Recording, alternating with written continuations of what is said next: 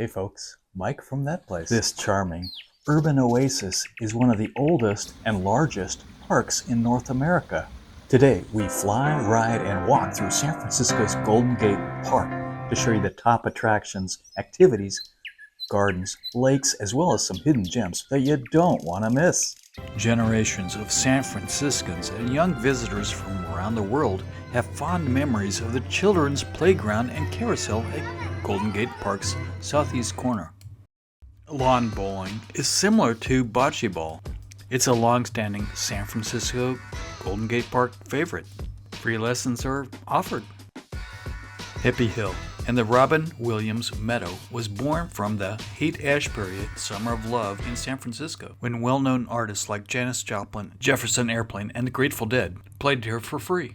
To the Golden Mile of Golden Gate Park. John F. Kennedy Drive runs from the east end of the park to the Crossover Drive. It boasts massive murals, large-scale sculptures, gleaming yellow Androck chairs, family games, live music, outdoor living rooms, and it's closed to motor vehicles, so it's perfect for humans. The park is big, so I recommend riding a bike, but there is a park shuttle.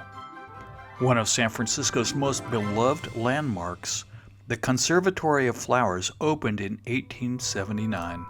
This Victorian wood and glass structure houses a variety of aquatic and tropical plants. The entry price is $11 to $20, but is free on the first Tuesday of the month, and for San Francisco residents.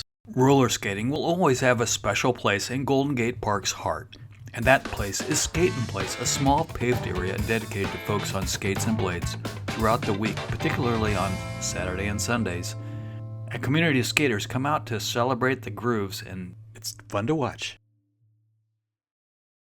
The California Academy of Science is an aquarium, planetarium, rainforest, and natural history museum in the heart of San Francisco's Golden Gate Park. I'm a volunteer docent at the Academy and learn something every time I'm there. Let's go to the Academy of Science. The Academy is one of the Golden Gate Park's top attractions.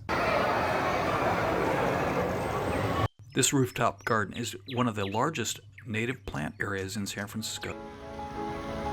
The music concourse began as an international exposition in 1894.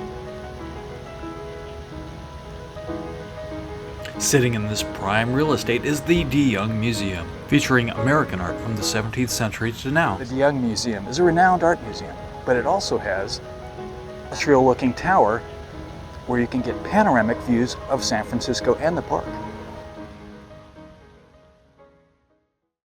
Now we soar over to the Japanese tea garden. The garden includes serene paths, ponds, and don't forget, mochi and tea. The garden's lush, harmonious landscaping pays homage to the traditional Japanese art of the garden. With pagodas, Zen gardens, and a really cool arched drum bridge, this area of the park is worth the $10 to $20 admission. Monday, Wednesday, Friday, it's free from 9 to 10 in the morning.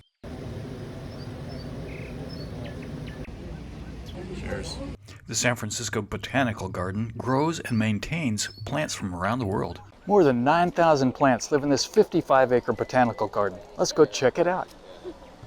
The park is laid out in thematic gardens. A favorite is the flowering gardens of camellias, magnolias, and rhododendrons. Because there's so many parks within this park, it's easy to find seclusion. During the summer, there's 12 pianos nestled in the botanical gardens for anyone to play. Now we soar over to Blue Heron Lake, formerly known as Stow Lake. This is Golden Gate Park's largest lake, and it surrounds an island called Strawberry Hill. Paddle boats and rowboats are a family favorite here. The man-made waterfall is a wonderful urban experience. There's a little stairs that leads to the bridge that goes across the waterfall.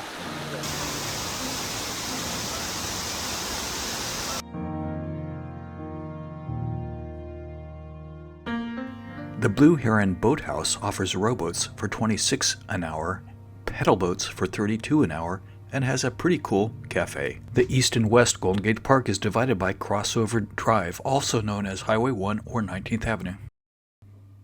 This area of the park has several picnic areas, including Hellman Hollow, Lindley Meadow, and Marks Meadow.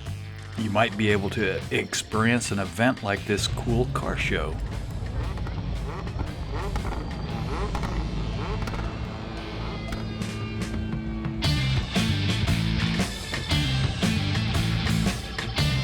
There's picnic tables and barbecue grills. Beer and wine is allowed, and there's open areas that are perfect for larger groups or things like jump houses. Picnic site reservations can be made up to 90 days in advance.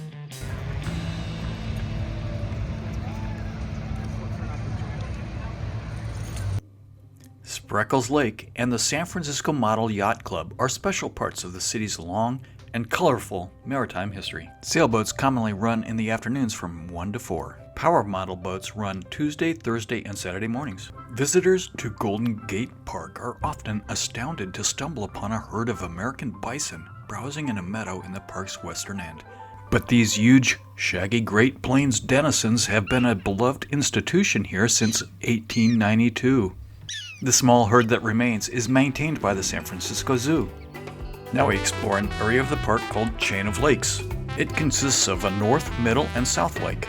They were formed from freshwater swamps. The park recently redeveloped the middle lake and did a great job.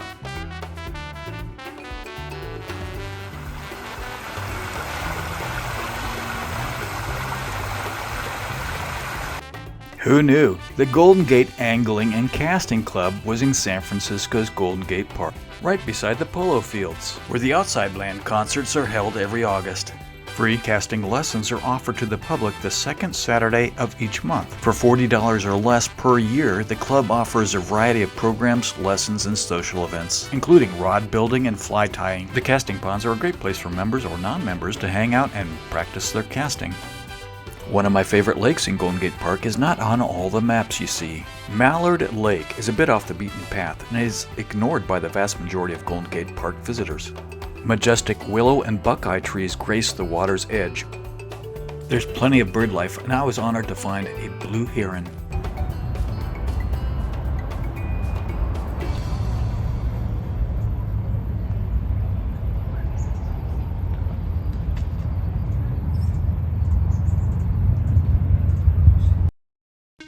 Two park hidden gems are the archery range and the golf course. The archery range is free, but you do have to have your own equipment. There's 10 lanes, and there's markings to show the distance away from the targets. The golf course is a casual 9-hole, perfect for beginners and youth. Rental clubs are available. The play fee is reasonable. Putting and chipping are free. Now we fly over the athletic field to find Windmills.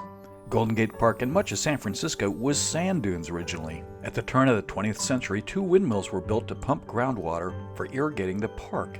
The water pumps are now electric, but the windmills stand as a reminder of the pioneering efforts to transform the sand dunes to the park you see today. On the west edge of the park is the Beach Chalet Restaurant and Brewery, a charming alternative to the hot dogs sold throughout the park, with an added bonus of great views of Ocean Beach.